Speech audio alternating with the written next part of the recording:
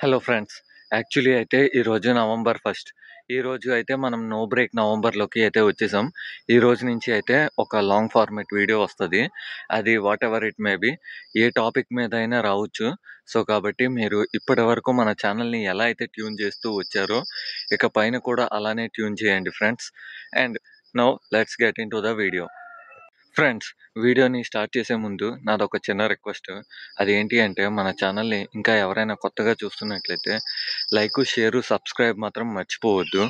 And ఇలాంటి నేను informative videos, ఇంకా ఎడ్యుకేషనల్ వీడియోస్, అంటే ఫన్నీ ఎంటర్టైన్మెంట్ పర్పస్ వీడియోస్ చేయాలి అన్నా కూడా నాకు మీ సపోర్టింగ్ ఎంతో అవసరం. కాబట్టి ఈ వీడియోని మీ ఫ్రెండ్స్ అండ్ ఫ్యామిలీ మెంబర్స్తో షేర్ చేయడం మాత్రం మర్చిపోవద్దు.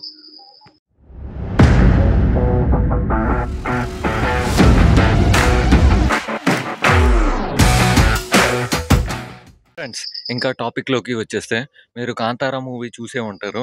అందులో లాస్ట్ సీన్ వచ్చేసి, అంటే హీరో వచ్చేసి శివలింగం దగ్గరికి వెళ్ళే టైం లోపల ఒక బ్రహ్మరాక్షసుడు అయితే వస్తాడు. అండ్ అది చూసి చాలామంది ఏమనుకుంటున్నారు అంటే నంది అనేసి అనుకుంటున్నారు. కానీ అది నంది కాదండి, అది బ్రహ్మరాక్షసుడు అనమాట.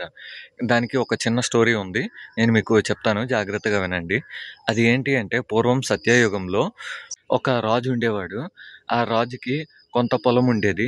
ఆ పొలం దున్నడానికి చాలామంది అయితే ట్రై చేసేవాళ్ళు. కానీ కాకపోతే అది ఎవరి వల్ల సాధ్యం అవ్వలేదు. ఒక రోజు రాజు అయితే తపస్సు చేస్తాడు. ఒక ఋషి దగ్గరికి వెళ్ళేసి అయితే అడుగుతాడు, మేము మా రాజ్యంలో పొలం ఉంది, కానీ దానికి సరైన పంట లేదు. మాకు ఏదైనా అంటే ఆ పొలాన్ని దున్నడానికి ఎవరినైనా సహాయంకి ఇవ్వండి అనేసి అడిగితే, ఆ ఋషి అప్పుడు ఆ బ్రహ్మ రాక్షసుడిని అయితే సృష్టిస్తాడు.